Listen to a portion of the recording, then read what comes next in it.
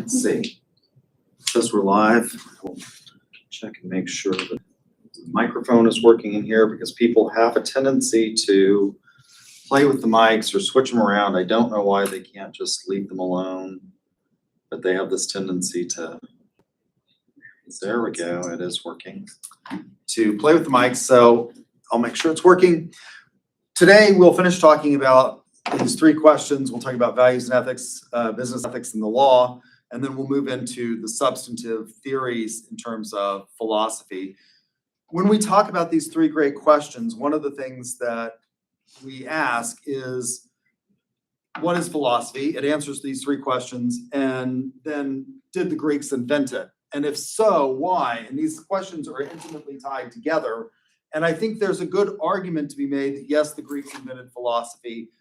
These three questions don't have to be answered using philosophy. You can use other methods to answering these questions, but when you do that, you end up with some interesting results. So how else could you answer these three questions? Anybody have an idea on how you could answer these three questions of the knowledge, governance, and conduct? There are two other ways that you can do it.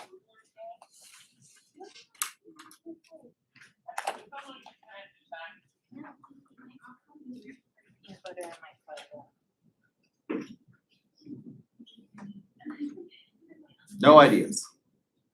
Okay. You can use religion to answer these questions. How do you use religion? Well, you go to the book and you get these answers from the book. In the Judeo-Christian tradition, we would get these from the Bible, and it would start in Genesis. That would tell us the question of knowledge. How did we acquire and how can we know what it is that we know? Well, in Genesis, we get an answer to this.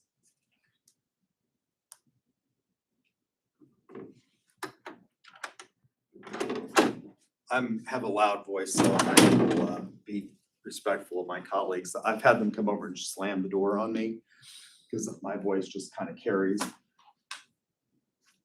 Adam and Eve are in the garden and they eat from the aptly named tree of knowledge, the fruit of the tree of knowledge. That's the answer to how do we know what we know? The answers to questions of governance are found in the book. And the answers to questions of conduct are found in the book. There are lots of commandments in the Bible. We find a lot of those commandments in Leviticus. It is an abomination to eat a shrimp. It's an abomination to wear linen and wool together. All kinds of rules. Now, what's wrong with answering these three questions using religion?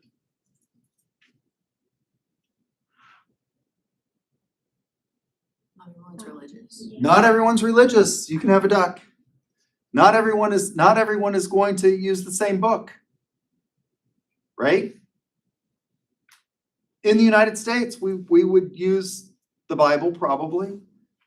But what if you're in India? What are they going to use? Something else. If you are in, the Middle East, any place other than Israel, they're probably going to be using a different book. So it's important that we answer these questions using, I think, philosophy. The third way you can use it is you can answer these questions using a mythology, which is what we would call a false religion or a dead religion. And with regard to, did the Greeks invent philosophy? And if so, why? I think the answer is because their mythology, their religion, was not particularly good at answering these three questions from a completely satisfactory way. Why is that? Well, who is the king of the gods in Greek religion? Zeus. Zeus. You can have a duck. Right? Zeus is the king of the gods. How did Zeus get to be king of the gods? Didn't he kill his dad? He killed his father. Exactly. There were gods before the Olympians. And his father ate his children. And so Zeus kills his father and becomes the head god. This doesn't lead one to having a great deal of faith. The gods were in the ancient Greek world not entities that you wanted to disturb or upset, but they were messy characters. Zeus is coming down from Olympus and he is having offspring with mortals. Those offspring are demigods. There's a childhood series or a young adult series that picks up on this called Percy Jackson and the Olympians. How many of you have seen these movies? They're advertised, right? I mean, this is not a character that you turn to for what is the ultimate meaning of life. And so the Greeks didn't have a satisfactory religion or a satisfactory mythology, and so they had to answer these questions using philosophy. And if we answer these questions using philosophy, we are using the rational mind, and we can all, as rational beings, come up with proofs as to what it is we can know and how we can know it, what is the question of governance, and what is the question of conduct, irrespective of reference to a specific text that may be limited in terms of its appeal, in terms of the number of people. I mean, we live in a world economy, and not everyone in the world economy is a Christian. In fact, the largest religions, are the monotheistic religions, but Christianity is not even the largest. So we can see that we are going to have problems if we use a religion or a mythology to answer these questions. That brings us to values and ethics. Values are beliefs that incline us to act. And so they are important when we talk about ethics, and we will talk a lot about business values and the importance of having values. Most successful companies, and we'll talk a lot about these throughout the course of the semester and try to find companies that have good values, have a core set of values.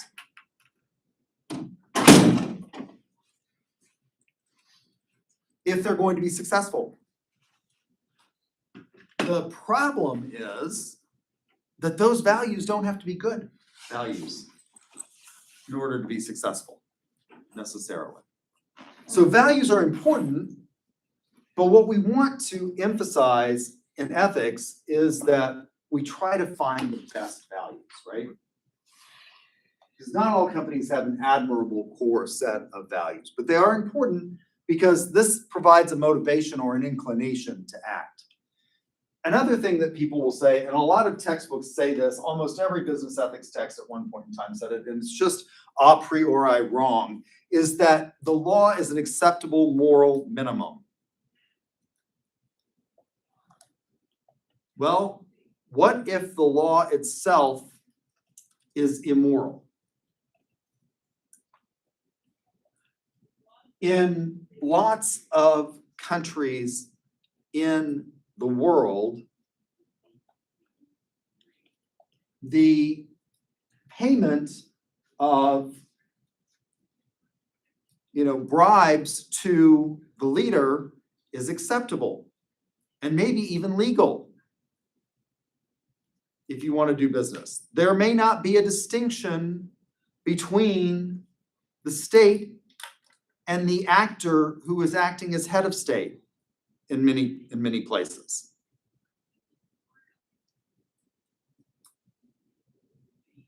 That may be the law there, but ethicists would generally say that they're not mutually inclusive. They are things that we should consider, but they're not necessarily mutually inclusive. The law is an important consideration,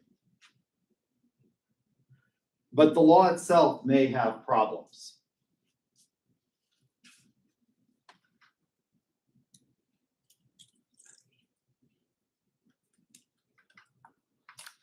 So,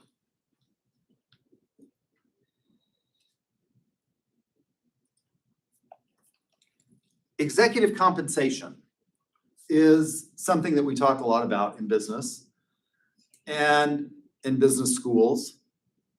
And it provides a nice discussion for an example of ethics. So in 1960, the average CEO pay was 12 times the average factory worker.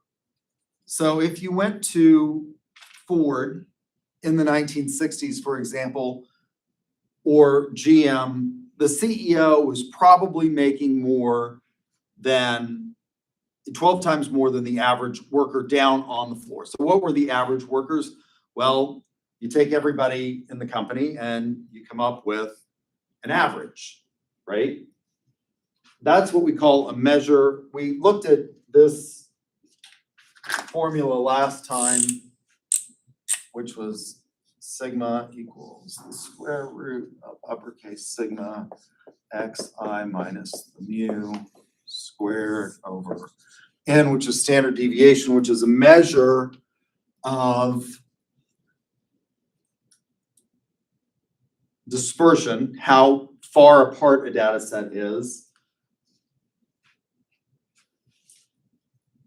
The mean is a measure of central tendency. So mu equals sigma xi, I equals 1 to the nth over n, which is the average. You take all of the people in the pool of your population, and the sigma tells us to add everything to the right of it. The x stands for a set of numbers. The I tells us we're going to look at every number in the column. We're going to start with the first and go to the nth, and then we're going to divide by the total number of cases in the data set. That's a measure of central tendency. Now, when we talk about CEO pay, the reason I bring this up, this measure of central tendency up, is because averages sometimes are not good measures of central tendency. And we could see that happening, particularly in businesses that are not necessarily as large as GM or Ford. But we look at average CEO pay when we talk about this because it's something that we can use to compare across industries. And so in the 1960s, the average CEO pay was 12 times the average factory worker. So you go down, what are the average, what are in particularly in industrial organizations, the vast majority of workers, like at Ford and GM, were good. The average is a good indicator of that because you've got a lot of workers down on the floor. It took a lot of people to assemble a car in the 1960s. Does it take a lot of people to assemble a car in the 2020s? You're shaking your head no. Do you think it takes a lot of people to assemble a car in the 2020s? No. Why not? Because with emerging technology these days and just like automatic systems, I feel cars are just, it doesn't take more people. Right, it doesn't take more people. You have to. There's a lot of assembly of things that is now done by robotics. Back in the 1960s, we had a lot of employees down on the floor of the, you can just leave that open. I don't think anybody else can hear me down that way. I just class, you can leave it open. That way people can come in. There were a lot of people, you had to have people actually bolting stuff together and welding parts. A lot of that can be done by robots. If you don't think that that can be done by robots, how many of you have seen this advertisement for the robotic massage? Anybody seen these? The chair. It's not a chair. It's a lay down. Oh, wow. And they've got these robotic arms now that come and do the massage. So when we think about this, one of the things that we have to think about is that the number of workers that are being utilized, particularly in manufacturing, is decreasing. And so average may no longer be a good measure. I'll give you a better example of why average can be problematic. Let's suppose that Bill Gates decides he's going to fund through the Gates Foundation a feeding the homeless initiative in the United States, and he walks into a soup kitchen in New York City where 3 nuns are feeding 37 homeless people. What's the average net worth in that room?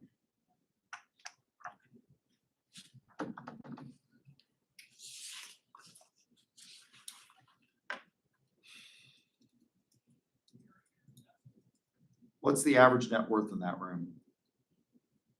Say 3 nuns.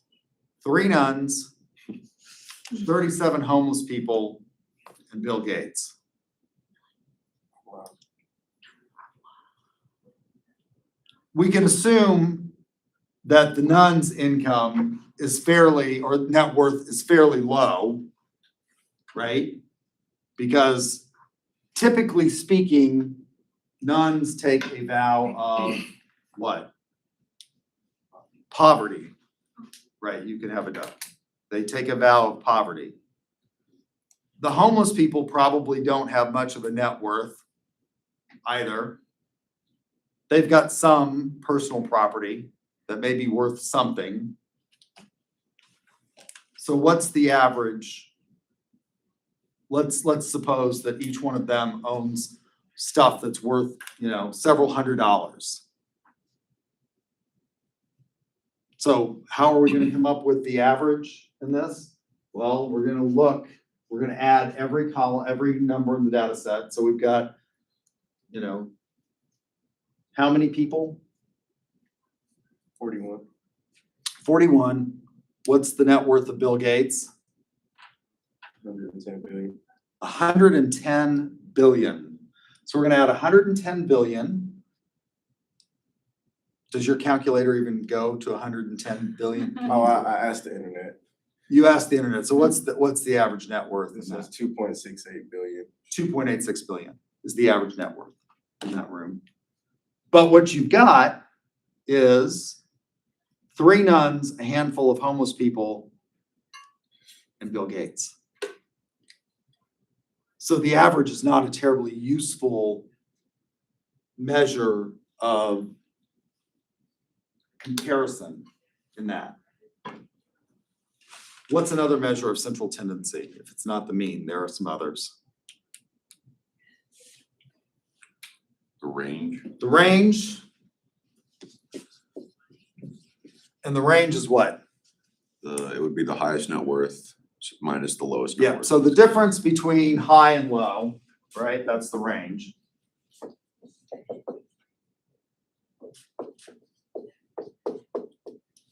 What else? The median, which is what? The actual middle number. So in the case of Bill Gates, a handful of homeless people, 3 nuns, the median score is gonna be, you're gonna take all these numbers, and one guy's worth $105, another one may be worth $200, right? And you're gonna line up in order of tendency, either from smallest to biggest and biggest to smallest, and you're gonna go to the middle. It's probably gonna be around what, with 3 nuns? Maybe a couple $100, right? That's gonna be a better representation. What's the range, median? Mode. Mode is the other one, which is the most frequently occurring, right, number. So when we talk about things, one of the things that we have to think about is as we have smaller and smaller populations in these companies, maybe what we need to do is when we take these things, we need to look at where the median salary is in the company, particularly as companies are getting smaller because workforces are no longer needed to make, the stuff that we used to make, because we can make a lot of this with robotics and other things like AI. AI is not going to produce things, it's going to produce knowledge, right? So we can look at things like that. So in 1960, the average, when we had a lot of workers down on the floor, the average CEO was paid 12 times the average factory worker. So in the 1960s, the average, did I tell you could get a duck? Yeah, I told you you could get a duck, right, for that. So, let's say the average, household or the average salary in the 1960s was probably around, I don't know, $13,000 or $14,000 for the average salary. I know I ran across a contract. My mother, for a very brief period of time, was a high school English teacher. And I found in some of her old papers, one of her contracts from like 1979, which was the last year. No, I'm sorry, it was 1974, which was the last year I think she taught high school. And it was for something like $11,500. And this was in the 1970s. And that was considered a pretty good teacher's salary. She taught in Los Alamos, New Mexico, which was a high-paying school district in New Mexico because they had all these scientists and people like that up there where they built the bomb. And it was a high sort of net worth community, high income producing community, which means generally how are schools funded? Well, they're funded off of tax dollars. Usually it's property tax. And so there was more property tax. They were able to pay more in Los Alamos than other places. So 12 times the average factory. So let's say that the average worker in the 1960s was making, roughly $15,000. Well, what's $15,000 times 12?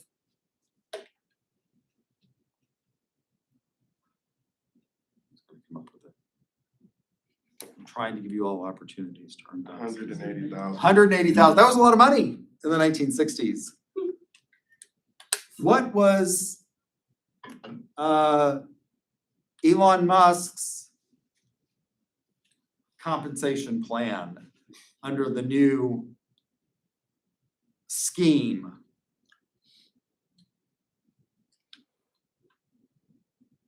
That he's been offered by Tesla? It's a total compensation plan worth over $1 trillion if he meets all of the metrics. It's an incredible. So in 1974, the average CEO had risen to 35 times. By 1995, it was 135 times. If we take $1 trillion, even if we took 50 million, it's still way more. It's 1,000 times more than probably, or more than the average person. One of these things that this highlights, and by the way, when we look at executive compensation, there's very little correlation between high compensation levels of CEOs and how well they are performing. If we use things like stock price as metrics for this. So this really gets to an issue of things like fairness. Why is it we pay people so much? Why is it we pay athletes so much to throw a ball? Right? I don't know. So this highlights one of the things that we can think about in terms of business ethics. What is fundamentally fair in terms of the people who are actually producing stuff? Michael Eisner, there's a famous case called N. Ray Disney, where Roy Disney, who was the last member of the Disney family who still sat on the board and was still an executive at Disney, goes along with a bunch of shareholders and sues Disney in the Delaware Court of Chancery, and those cases are styled N. Ray, because basically Eisner's hiring his friends, Henry, means in the matter of Henry Disney. And this is what's called a derivative lawsuit, because you're not suing in your own capacity. You're saying as a shareholder, this is wrong. These executives are creating waste. And you're not supposed to do that as an executive. You have a fiduciary duty to the company. And what Eisner was doing was he was hiring his friend, for example, to be head of the theme parks, who had no experience running a large publicly traded company. He hired him to be president, and so the Disney shareholders sue. And he was paid this exorbitant salary, and he did a lot of things that led to a downturn and a economic hardship. In fact, his contract was so lopsided that it actually was more profitable for him to leave. He had what was called a golden parachute, this guy that Eisner hires. So Eisner's the CEO, and he hires this guy to be president of the theme parks. And this guy has like an incentive to like maybe do a bad job and get bought out of his contract without doing a whole lot. And it's an interesting case to look at. So how much should we pay the people who are actually doing the work? Now, one of the things in a world of AI that we're going to have to consider is, what is work? You can come up with these questions, these answers to these questions that I'm asking you fairly quickly with ChatGPT. Now, whether or not that answer is accurate or whether or not the AI is hallucinating is something else that we have to think about. These kinds of issues lead to challenges to philosophical ethics that the Greeks, who are the founders of philosophical thought, and at least the Western intellectual tradition, have had to deal with. So there are challenges to philosophical ethics, and there are things that we had to overcome. And you see this in one of the oldest works of philosophy. The first, like maybe fully worked out system of philosophy is done by Plato. He uses as his character in the books, the Platonic dialogues, Socrates. Now, Socrates is not somebody that would have ever gotten tenure at a college or university today. And why is that? Well, Socrates never wrote anything down. He walked around Athens and he asked hard questions. He was a gadfly, but he never wrote anything down. Plato writes, we know about Socrates from two sources. One is the Platonic dialogue. So his most famous student is Plato, and that's how we know about Socrates. And then we also know about him from his friend, a poet named Xenophon, who writes about him.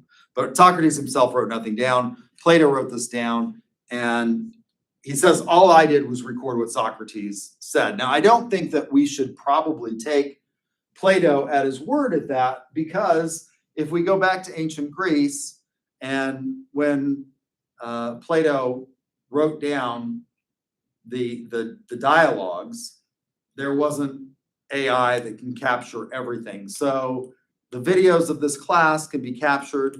And when I first started doing this, for example, if you wanted closed captioning, somebody had to go in and actually put it into the videos. Now, closed captioning for the hearing impaired is what? On YouTube. It's auto-generated. And it's gotten really good at doing it. You find very few mistakes in the software anymore.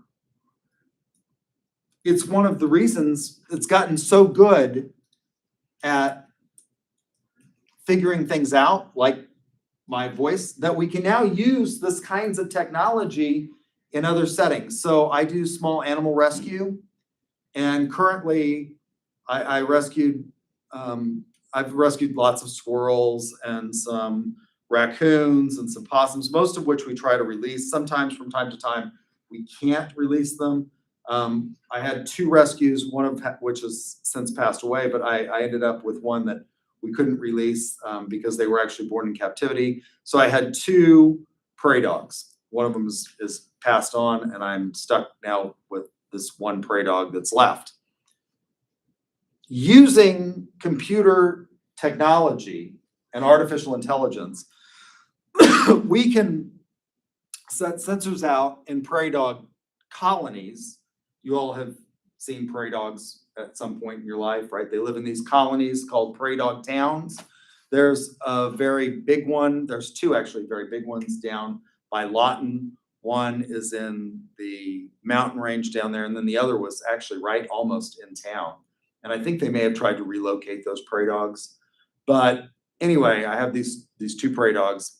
They set up sensors in these prairie dog towns, and then they do behavioral experiments by sending people in to walk through these colonies, and they record the vocalizations that the prairie dogs make, and then using artificial intelligence and large models, they can determine that these prairie dogs are communicating with a great deal of accuracy. So there are in these prairie dog colonies, members of the colony that will act as sentries. They will stand up outside the holes and they sit there and they kind of watch. And if something is going on, they alert the rest of the colony to these things. And we now know, as a result of these vocalizations, that prairie dogs have an enormously complex vocalization that's very similar to language. They speak actually using adjectives and adverbs. So if somebody walks through, so what they'll do is they will send somebody to walk through these colonies, and they'll do it several days in a row, and then they'll change with the same person, the same outfit, and then they'll change the outfit. And the vocalizations change. So they know that they're using adjectives and adverbs to describe the attire of the individual walking through the colony. So Plato didn't have that. They had far less sophisticated ways of recording stuff. And so I don't think we can take Plato at his word that he actually wrote down everything Socrates. If you read Republic, which is the first in Western thought sort of fully worked out system of philosophy that we know of, because it answers those 3 great questions: the question of knowledge, the question of conduct, and the question of governance. What we see is that it's impossible for him to have done that. It's a rather thick tome. It's written as a dialogue, so it's written kind of like a play. If you want to read a great work of philosophy, I had to read it in graduate school. You should read Plato's Republic. It's not like Aristotle's work, which we'll talk about in a minute. It's pretty entertaining. Republic starts, for example, at a party, and Socrates is walking around and asking questions, and the question of, that comes up is, well, what is justice? And he has to deal with these interlocutors. And in that dialogue, what we see is some of these challenges to what people say is justice being brought up. Now, one of the first challenges that we see in Republic that Socrates has to dispense with is this idea of subjectivism. And he asked this question, what is justice? And one of the interlocutors says something like, might makes right. I'm paraphrasing.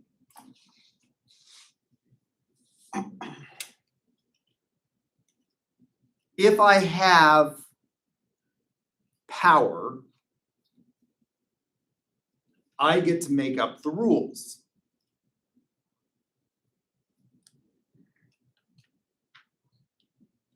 You all are going to do some exercises in this class that you would probably rather not do, all other things being equal.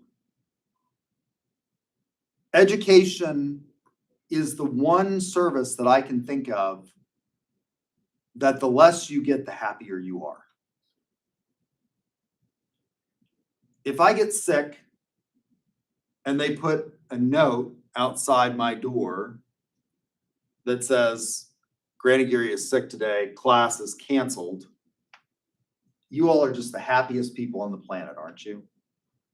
How many of you love it on days when you show up and we no longer really have to put it on the door because we have this wonderful thing called email. And I can email you before class so that you don't even have to come. And how many of you, when you get those emails that says class is canceled, are just ecstatic? Almost everybody. I never get the email. You never get the email? You show up and you see the note on the door that says class is canceled. And even though you drug yourself out of bed at the ungodly hour of 9:30 to be here, if I'm not here, are you happy? Even though you showed up. If you paid for a 50-minute massage from one of these robots, let me see if I can find the advertisements for this. And you got 40 minutes, would you be happy? No. No, you wouldn't. But education is the one thing, the less you get, the happier you are for some reason. I don't know why that is. But we seem to be happy with that. So in setting up this class, I have to find ways to measure whether or not you have acquired the knowledge that we think you need to have in order for us to say that you have some basis and training that's required by AACSB in ethics and how to deal with these ethics. And I can't find the ads just off the top of my feed here. It normally pops up almost all the time. But anyway, I'll try and find it and I'll capture it somehow and show you guys these new robotic devices that will do the massage and maybe do massage better than a human being, because you can sit there and adjust the level of intensity while it's going on. They give you a controller, and so you can adjust whether or not you want high pressure massage or whether or not you want medium pressure or less pressure. And so in this discussion, Socrates is asking what is justice, and somebody says, it's might makes right. And if we look at this classroom as an example of that, that would seem to be the way the world sort of works. If somebody has power, they can make you do things. Now, maybe I'm making you do these things because it's good for you, even though you don't necessarily want to do it, but that's not necessarily going to have to be the case. So one of these interlocutors talks about in Republic, the idea of might makes right. And when Socrates starts to say this is not what justice is, the interlocutor says something like, that's the way the world works. Now, this is very subjective, because if that's the way the world works and we accept that as being what is philosophically or what is right, well, then it's up to the individual who has the most amount of power. Thomas Hobbes, in a book called Leviathan, imagines this. It's what he calls the state of nature. Hobbes is a modern thinker, by the way. We're starting with classics here today. But Hobbes is a modern thinker, so I'm going to mix a little bit in here of this. The state of nature, where it's a war of all against all. It's kind of like watching Animal Planet. I love Animal Planet because I do this small wild animal rehab, and I'm fascinated by the animal world and the studies that we're able to do now as a result, again, of these large models that we can do like prairie dog towns. How many of you have watched Meerkat Manor on Animal Planet? That's one that's become very popular. What do you like about Meerkat Manor? I was like 7 whenever I watched it. It was a long time ago. They're cute, It right? was really cool to watch. They're kind of like prairie dogs. They live in these colonies. Seeing the hierarchy of it was There is a hierarchy. There's a hierarchy in prairie dog colonies. And the best example of hierarchies is in a feline species called lions, that you all have, like, how many of you have watched specials on lions? A few of you. What's unique about lions compared to other feline species?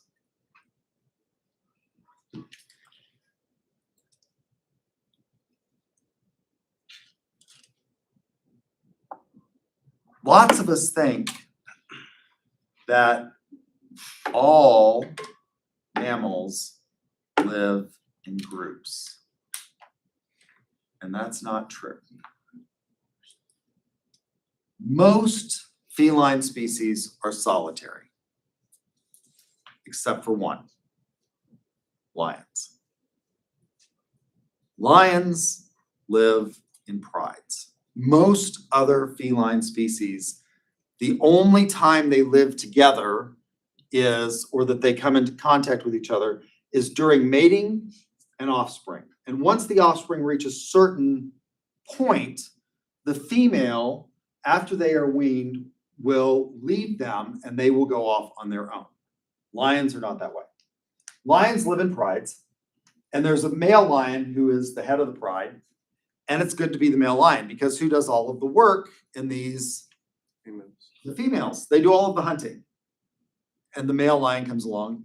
But the problem with that is that when he gets to be old and he can no longer protect his pride, another lion will come in and take his place.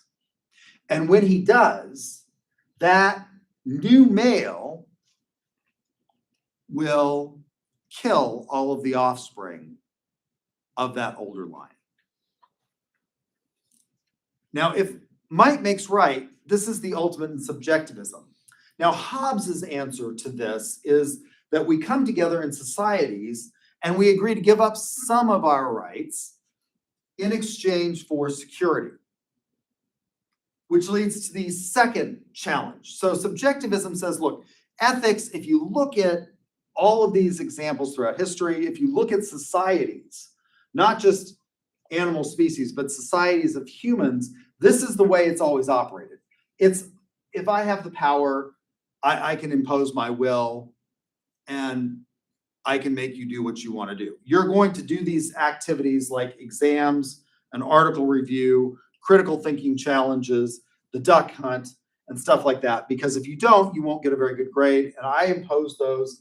And I guess some of you would think maybe I impose these qualifications on you and restrictions on what it is you're going to do in an arbitrary and capricious manner. And I would reply to that, well, no, this is a benevolent dictatorship in that I've decided this is the way it's best for you to learn. And so it's my idea of what is right. Socrates' answer to that is, in Republic, well, you don't need the philosopher to tell you what's going on out there. That's not the best in what we can become. That's not the highest ideal of what we can be as a society and what we can achieve, is subjectivism. What's actually going on in the world where, yes, if you have power, you can coerce people into doing things. Now, one of the things that I try to do is, as a result of having taught this course for a lot of years, is I attempt to do something that marketers call value co-creation. We'll talk about this concept when we talk about marketing theories. Value co-creation. What is value co-creation? Well, value co-creation is relying on feedback in the form of things like student evaluations to determine sort of how I structure the class. A second version of a challenge to ethics comes in the form of, and this one is particularly thought as being relevant in business is called cultural relativism. So a lot of us would say, look, we came out of the state of nature. We're not lions. We don't live in a pride where somebody can take over in an arbitrary and capricious way. We come together, we form societies, we agree to give up some of our natural rights, as Thomas Hobbes says, in exchange for security, and we come up with fundamental rules of the game. And it's those rules that are mattering that we should think about and that we should focus on. And this is where, in my previous discussion a few minutes ago on ethics and the law, that we get a legal theory called legal positivism.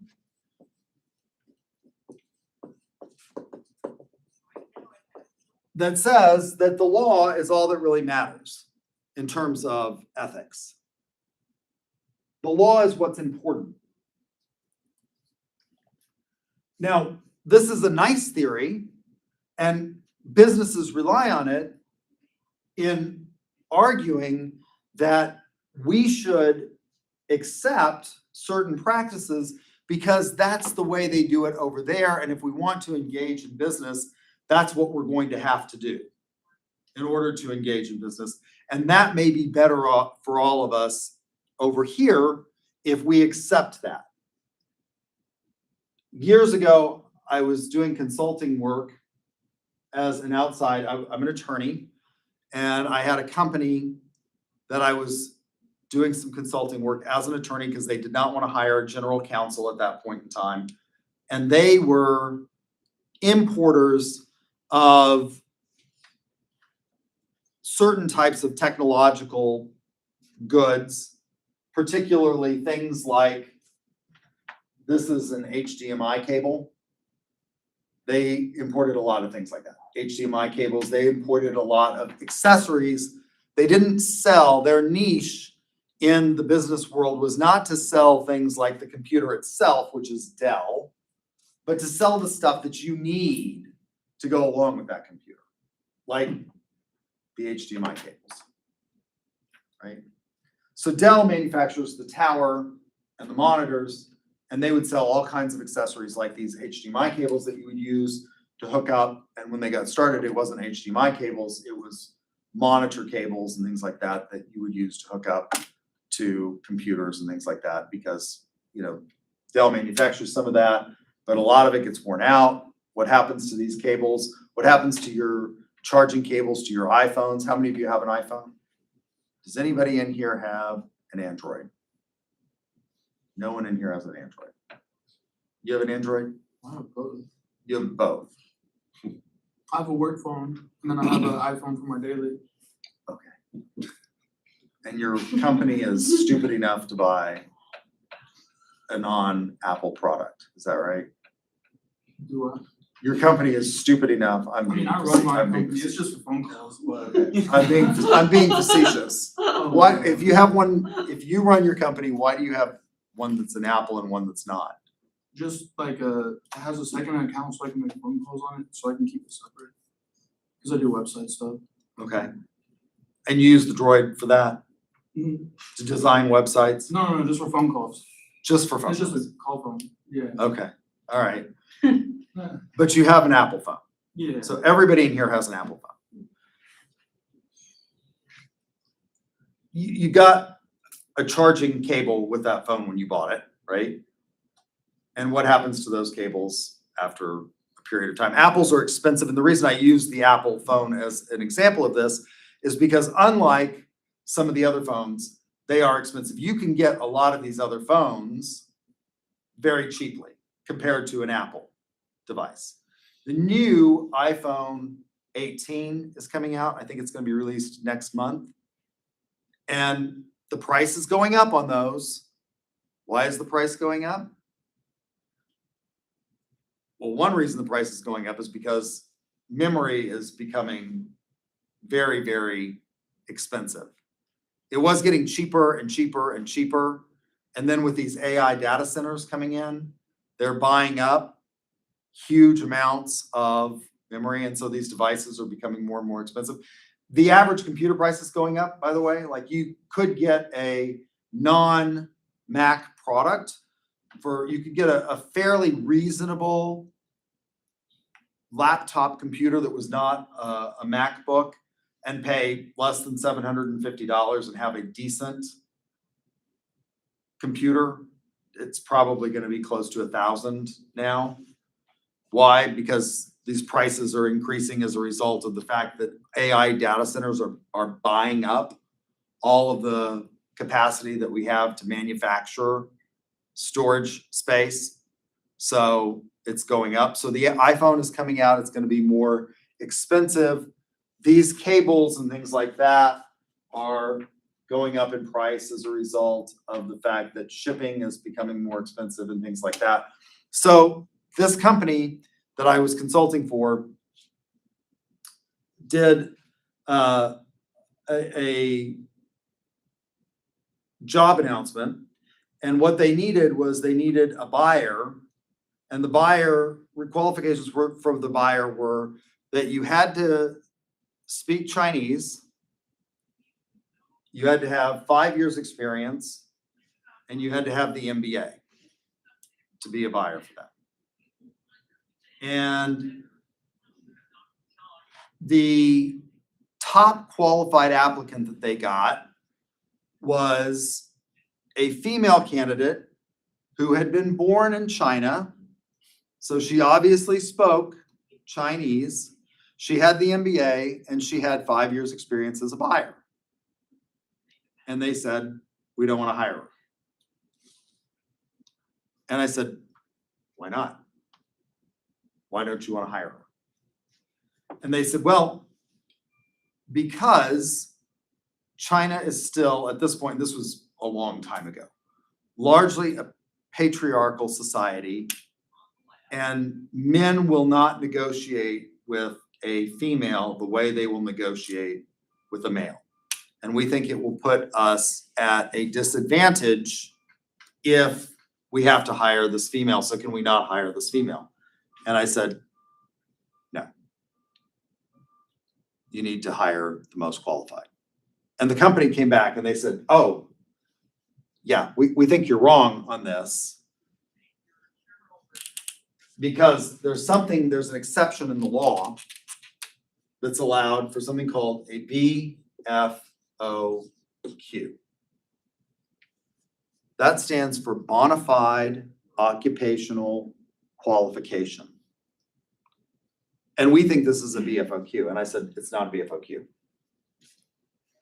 And they said, we think it is. And I said, it's not. The case law on this is pretty clear. What is a bona fide occupational qualification that will allow you, basically what they were doing or what they wanted to do was for this one position, they wanted to engage in gender discrimination. Based on this cultural relativism argument that in China, at that point in time, I don't know if this is still true, there was a disparity between what you could do if you were negotiating as a woman versus what you could do as a negotiator as a man. And that's not a bona fide occupational qualification according to the EEOC. You can discriminate between protected categories of people if you have a BFOQ. So what's an example of that? And I gave them all the case law that would show examples of this. If you want to be a prison guard in the state of Oklahoma, I have a friend who works for the Bureau of Prisons, so I know this. If you want to be a prison guard in the state of Oklahoma, in a male security facility, in a male prison, you must be able to drag a 250-pound bag of something, it's basically a dummy, across the length of a gym floor.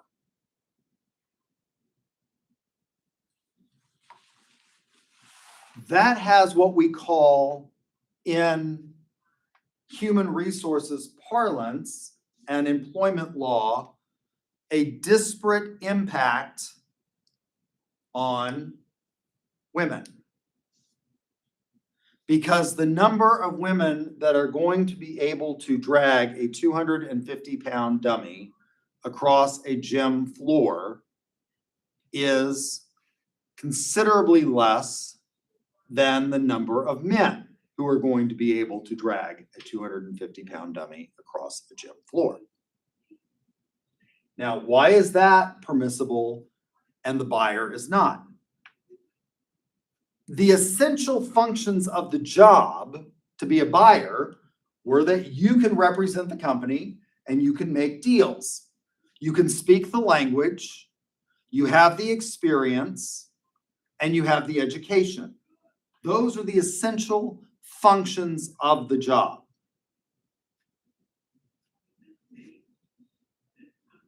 The essential functions of being a prison guard, which allows for the discrimination against females in a disparate impact, are that you're probably going to, at some point in your career, have to take down a prisoner, and you may be required to drag them back to their cell or to a secure location, right?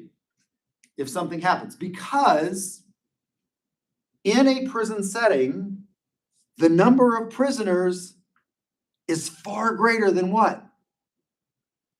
The number of guards. Yeah, you can have a duck. The number of prisoners is far, so this is a tense setting, and you are going to maybe have to be able to, that's an essential function of the job. And if you can't drag a 250-pound dummy, something that imitates this, why do they choose that? Well, because men can weigh up to 250 pounds. And until recently, we were, as a society, getting heavier. And there's a lot of people in male prisons, I guess, that are going to weigh about 250 pounds. Why is that? Well, what do they have to do with their time? Workout. Work out. You can have a duck. And eat. Eat crappy Right. food. Yeah. Yeah. Eat food that is less than, wonderfully nutritious, right? I mean, they're not serving raw carrots and celery sticks in the prison. The last time I checked. I've toured several prisons. We're not as fascinated with our prisons in Oklahoma as Texas is. Texas has a prison museum right outside their prisons in Huntsville, Texas. If you've ever been through there, they have a very large prison museum right there, Texas. right off the highway, right off the interstate, and you can tour it. They're very proud of Stripe City. We're not quite that proud here. I had to tour McAllister, I think twice. I took a class in high school and we toured the prisons, and then I took a class years ago when I taught a course called Problems of Democracy. In the political science department, I took a group of students to the prison. So what this recognizes, this BFOQ argument that my client had, is that there are different cultures. They accept that in China at the time. I don't know if they still do, because I haven't studied this. And so maybe we should recognize that.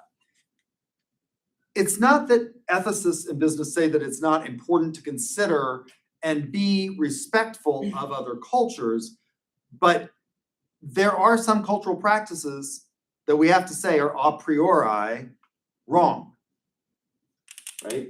So this is knowledge that can be gained by rational thought as opposed to a posteriori,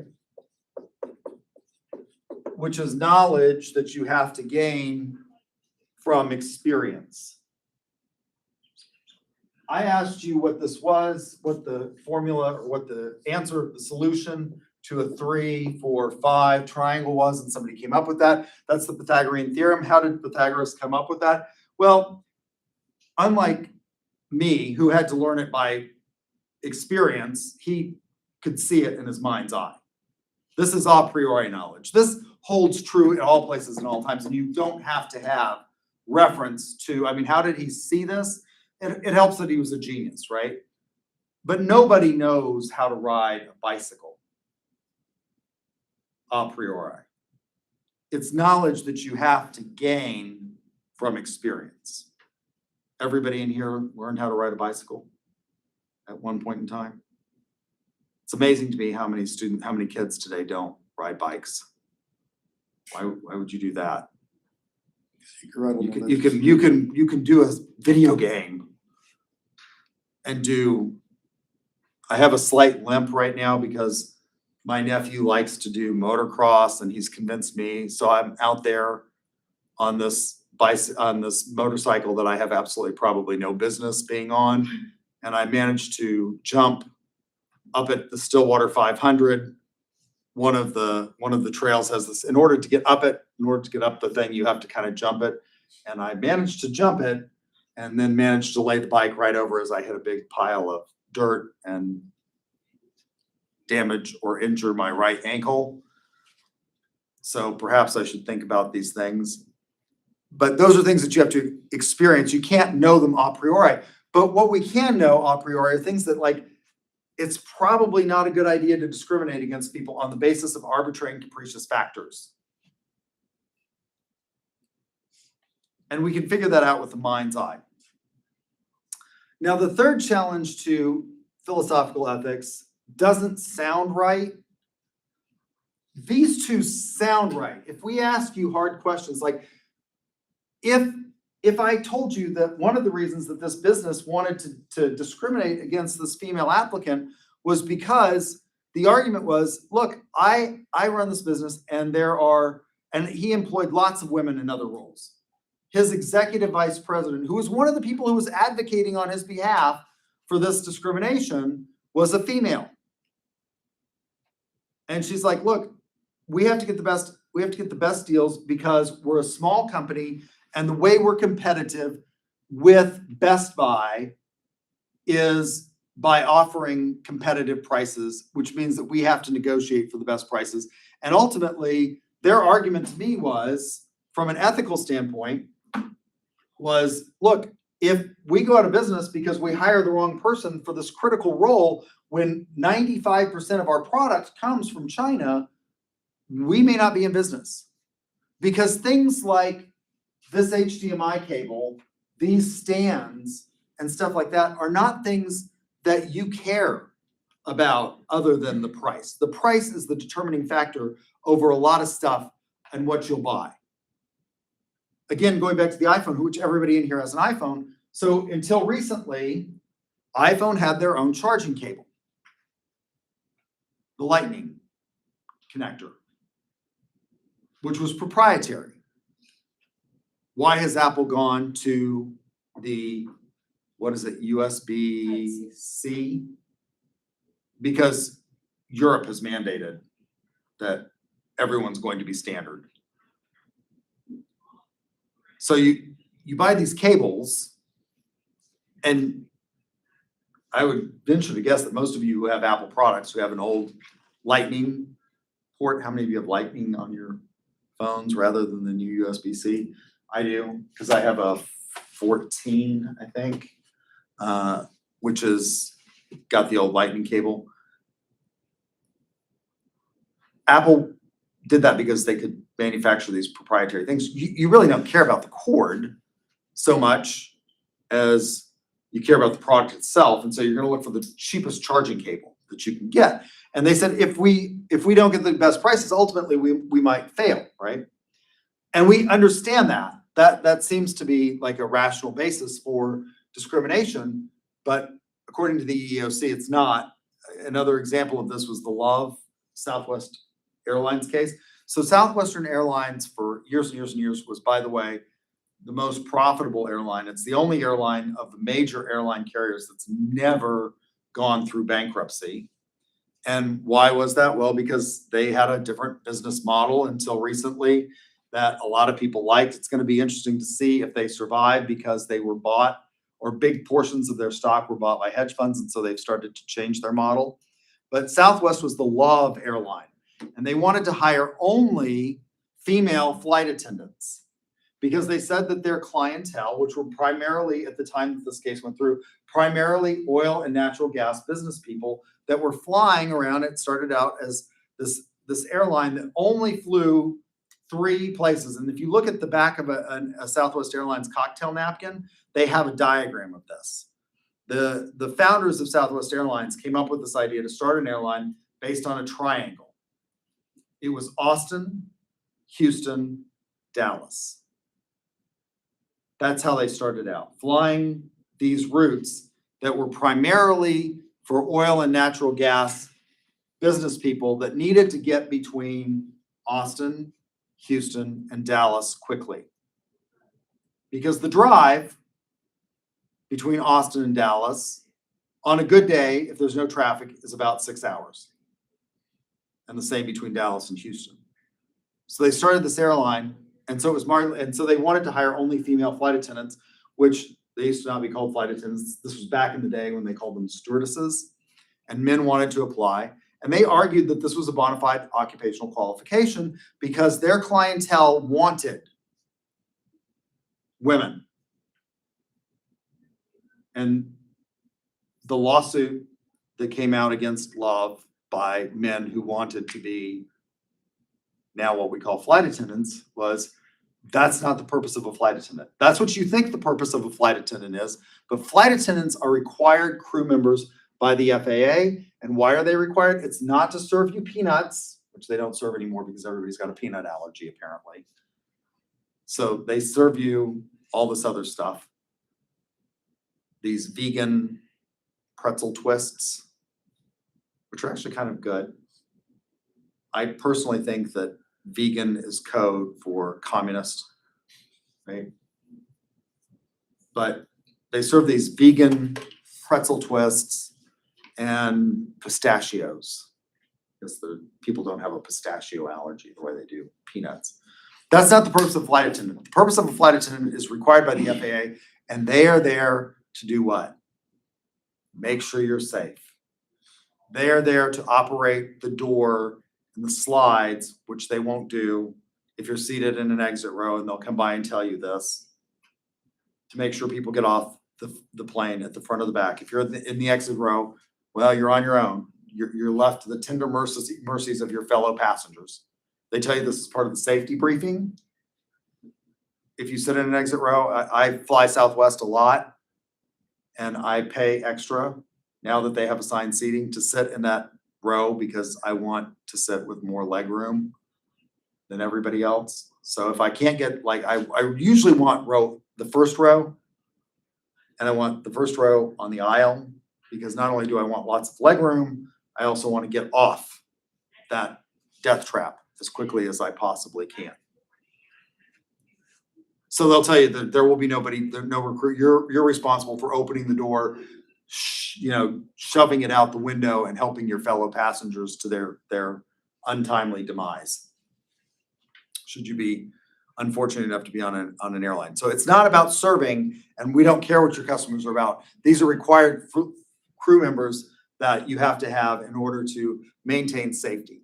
So the third challenge, these two again sound right, because if that's what business wants, a lot of people would say, well, that's what we should have. We should go back to having, all female flight attendants, because that's what most people want. Those two sound right, because if we look at these cases where, you get a small company that's competing against Best Buy and now Amazon, and they're trying to sell these products, they need to get the best price. That's a utilitarian argument for cultural relativism, right? So those two sound right. If we ask about really difficult things, like should we market certain drugs? Should we market hormone therapy to, transgendered youth? There's going to be a lot of different opinions on that. And there's going to be a lot of people that are like, no, right? Because it's got sort of like, it makes us uncomfortable. So subjectivism and cultural relativism, if we look at cultures and we look at the laws in these various places, and by the way, there was a Chief Justice of the Supreme Court who bought into legal positivism. His name was William Rehnquist. He was the Chief Justice before the current Chief Justice, John Roberts. He died in office, and he was a legal positivist. He argued multiple times throughout his career that Brown versus the Board of Education was wrongly decided because whatever rights the minority has, it's always going to be subject to the will of the majority.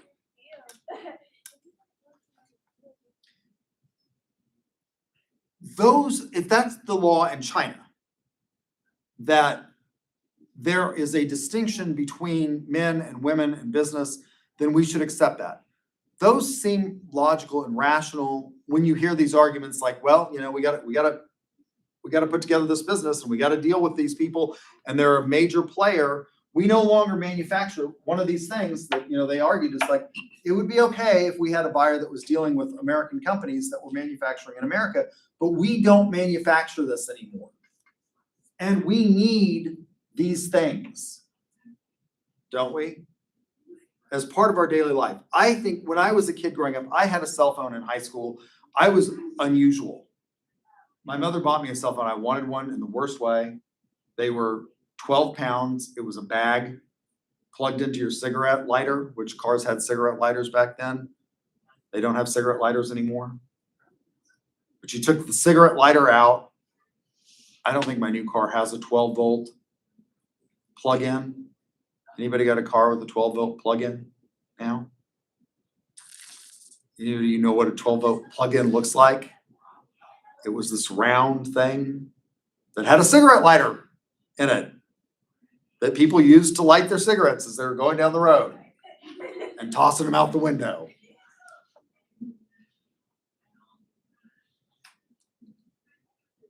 That all sounds right. The third one doesn't sound right, but is actually the most difficult for us to dispense with. Psychological egoism says, as a result of nature, nurture, or combination of the two, we don't really have free will. It is illusory. Everything that we do, we think we have free will, but it's actually the product of a combination of nature or nurture that we respond to stimuli in very predictable ways. And so we think we can do what we want. And I used to do this experiment. I'm running out of time, but I'll tell you about this experiment and we'll stop for the day. I used to do this experiment in this class where I'd say, if you have a Y chromosome, raise your hand. And everybody who had a Y chromosome would raise their hand. Why? You think you have free will? Well, because I told you to. And you're taught, if the teacher tells you to do these things, you do these things, right? Everybody would do it. Psychological egoism says that we all will act in our own best interest, in our own selfish interest, all of the time. I'll stop there. If you got ducks, come see them. Let me stop the video first.